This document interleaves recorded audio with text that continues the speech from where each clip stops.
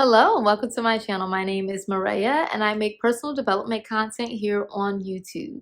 And so in today's video, I wanted to get on here and talk about how not working on yourself or not working on your trauma can cost you something that you've worked so hard towards.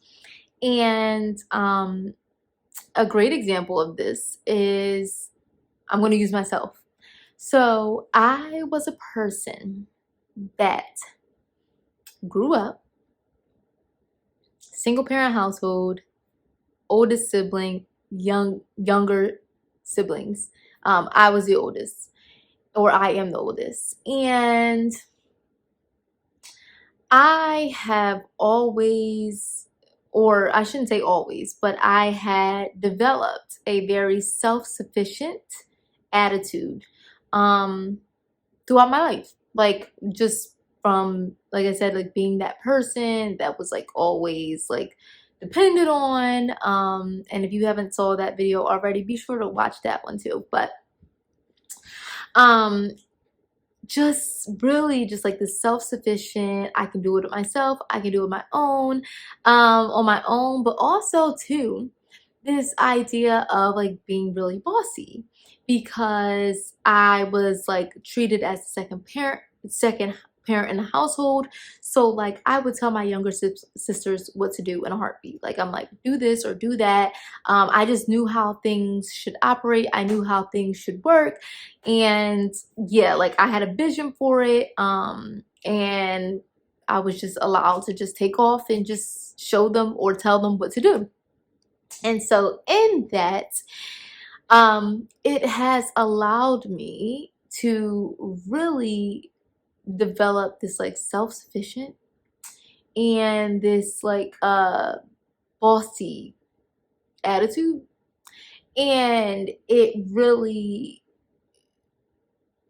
cost me when it came to my relationship because and not like in a sense of like we broke up or anything, we're still together, but it's still that idea of coming into a relationship and not really knowing how to listen, not really being able to open up and relinquish control. Always having this idea that your way is the right way because I'm self-sufficient, this has worked for me, don't tell me what to do. And although none of these things ever came out my mouth, these came out in my actions because I'm like, well, I just don't listen. Like it just was like something that like I've made it this far doing things the way that I know that works for me, so I'm just going to continue to do that, and you don't have to tell me what to do. Like, we're good, I'm good, we're good. But it really costs and really was an important lesson that I had to learn because I realized that like that really could have broke my boyfriend and I up because we were having a lot of friction because I was not able to relinquish that control. And I just challenge you today, if this is like something that you deal with or struggle with, or even if there's something else in your life where you feel like you may not have been able to make it to that place yet or that point in your life, it's really good for you to evaluate what is stopping you from getting there. And when I started to do that, I realized, okay, the reason why I am struggling with being able to listen is because I have not yet touched on this part and this aspect of me relinquishing that control and just like my childhood trauma just like affecting those things and really honestly causing me to then as a result not be able to listen and take like any sort of like criticism or instruction or anything like that, and just always look at it like you're not going to tell me what to do, or like, oh, like I'm already like self-sufficient, this is already worked out for me, and like like just like that idea of just feeling like I'm the boss of my own life, and I've also been the boss of other people's lives. And that aspect too was a problem as well, because then you also have that idea of like, I think I'm about to tell him what to do because I'm so used to telling people what to do. And he's just like, absolutely not. Like, it's just not happening.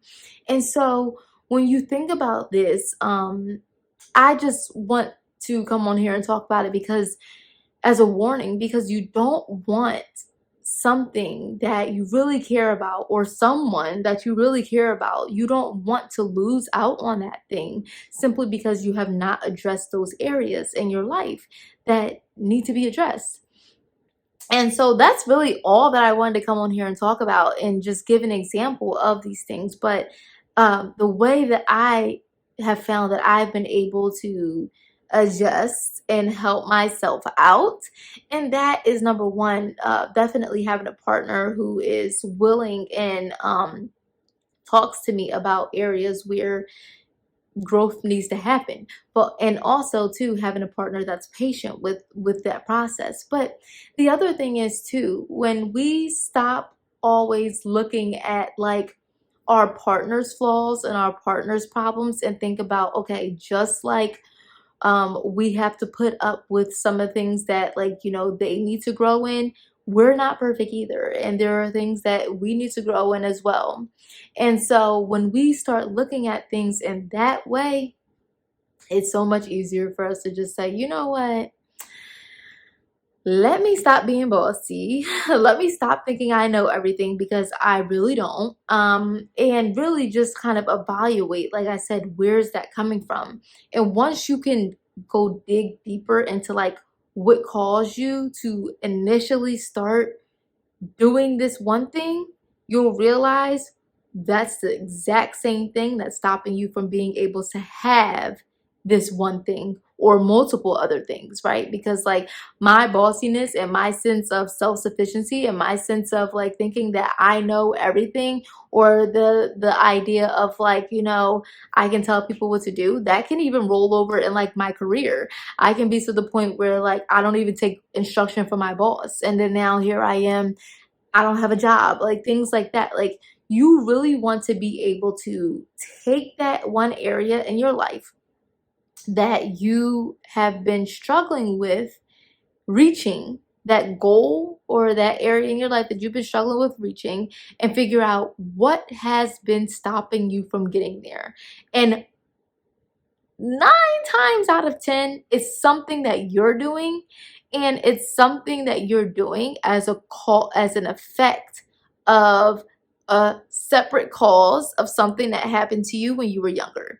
And so now it's just about targeting that specific thing and working your way up to get exactly what you want out of life, and not losing out on those things because you're choosing to ignore what you really need to be working on. So that's really it for me. Thank you so much for watching.